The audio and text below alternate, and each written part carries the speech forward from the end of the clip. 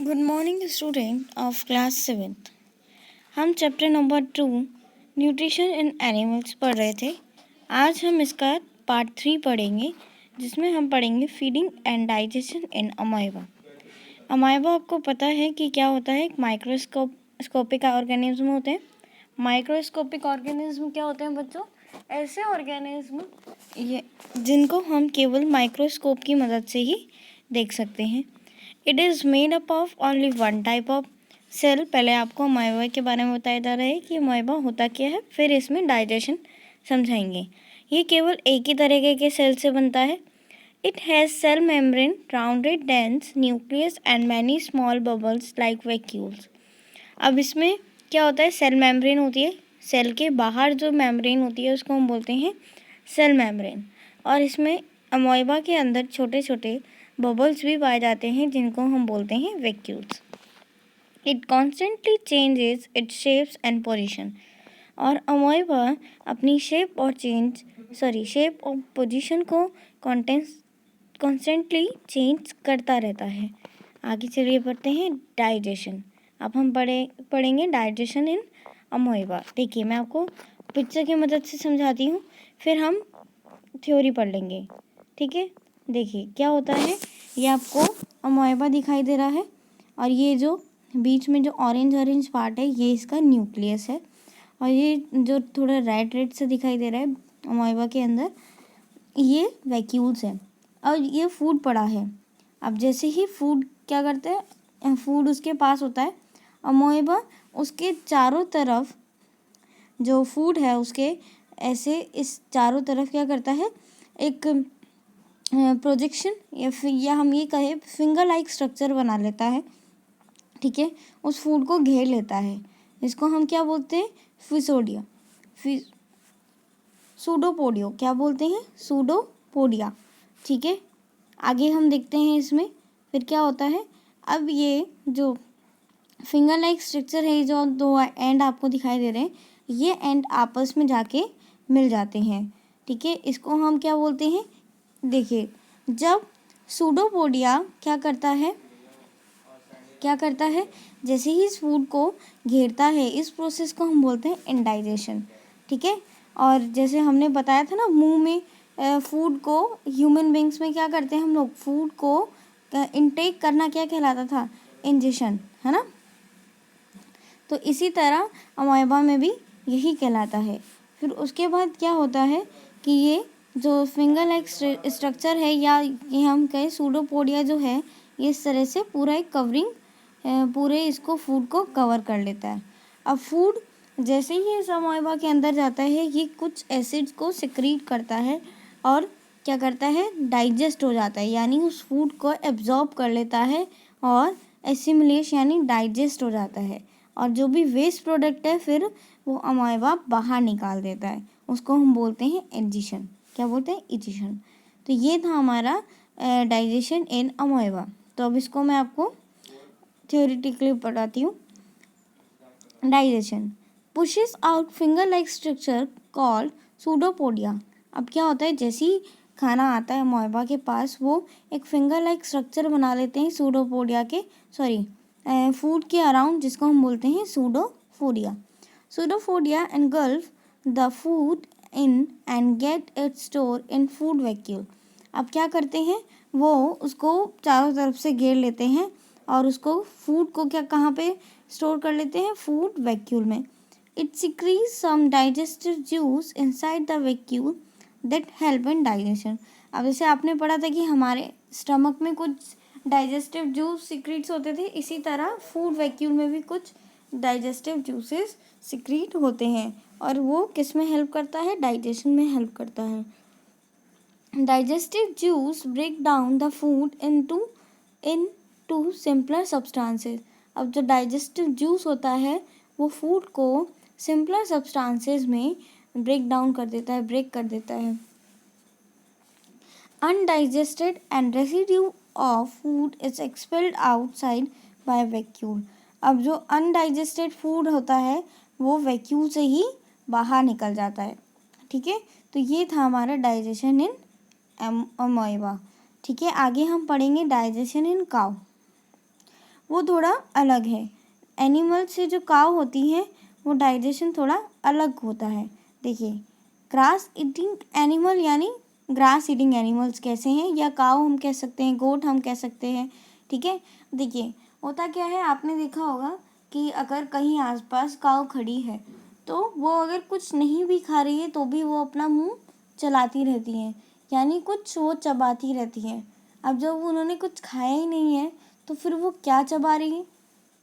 देखिए क्या होता है, मैं आपको बताती हूँ पहले डायग्राम की मदद से। जब गाय यानी काऊ क्या होता है, माउथ से फूड इनटेक करती है तो वो एस्फेगस के थ्रू उनके कहाँ वो डायरेक्ट क्या करती है उस फूड को, जैसे हम क्या करते हैं, ह्यूमन बींग्स क्या करते हैं, हम प्लांट्स को या हम ये कहें अपने फूड को इनटेक करते हैं, फिर उसको च्यू करते हैं विद द हेल्प ऑफ जो ग्लैंड्स थे हमारे माउथ के अंदर, सलाइवरी ग्लैंड्स है ना, इन सब की मदद से उसके बाद हमारा जो फूड होता था वो एस्फेगस में जाता था। पर जो ग्रास ईटिंग एनिमल्स होते हैं वो क्या करते हैं, वो पहले ग्रास को खाते हैं और डायरेक्ट उसको सॉलो कर लेते हैं, और वो कहाँ जाके स्टोर होता है, रेनम में। अब क्या कहाँ जाके स्टोर होता है, रेनम में। अब क्या होता है, जो रेनम में जाकर डाइजेस्ट हो जाता है अपने आप, ऐसी कुछ ग्रासेस या ऐसा कुछ फूड जो रेनम में अपने आप डाइजेस्ट हो जाता है वो तो डाइजेस्ट हो गया, ठीक है। पर कुछ ऐसा फूड जो अनडाइजेस्टेड रह जाता है वो क्या करता है, रेनम उसको थोड़ी थोड़ी देर में वापस काऊ के माउथ में उसको वापस भेजता है, जैसे छोटा एक एक पार्ट कर कर कि अब थोड़ा इतना जाएगा, फिर क्या करती है काऊ उसको च्यू करती है, फिर वो वापस कहाँ जाता है उसका, जैसे स्मॉल इंटेस्टाइन में, लार्ज इंटेस्टाइन में, फिर वो कंप्लीट डाइजेशन प्रोसेस चलता है। फिर उसके बाद फिर एक पार्ट रेनम भेजेगा उसके पास गाय के मुंह पे, फिर वो उसको च्यू करेगी, है ना, जिसको हम बोलते हैं कर्ड, क्या बोलते हैं, कर्ड। और फिर उसके बाद वो उस गाय के स्टमक में जाएगा, फिर वो कंप्लीट डाइजेशन प्रोसेस करेगा। चलिए अब इसको थ्योरेटिकली समझते हैं। Digestion in grass-eating animals. Quickly swallow to grass and store it in separate part of stomach called renum. अब क्या होता है कि ग्रास गाय क्या करती है, जो भी उसने ग्रास खाई या कुछ भी खाया उसके साथ वो सब कुछ swallow कर जाती है, ठीक है, यानी निकल जाती है, और वो कहाँ जाके इकट्ठा हो जाता है, कहाँ जाके एक सेपरेट उनका स्टमक में एक पार्ट होता है जिसको हम बोलते हैं रेनम, तो वो वहाँ जाके, ठीक है, वहाँ जाके इकट्ठा हो जाता है, स्टोर हो जाता है। Here food is partially digested and is called cud. अब क्या होता है, वहाँ पे जो फूड है वो पार्शियली डाइजेस्ट हो जाता है और किस फॉर्म में कन्वर्ट हो जाता है, कर्ड की फॉर्म में। Cud returns to the mouth in small lumps and animals chew it. अब क्या है, कर्ड जो होता है वो वापस उनके माउथ में जाता है, छोटे छोटे स्मॉल लम्प्स में, छोटे छोटे स्मॉल पार्ट्स में, वापस वो काऊ के माउथ में जाता है, और फिर वो उसको च्यू करके क्या करती है, कंप्लीट डाइजेशन प्रोसेस करती है।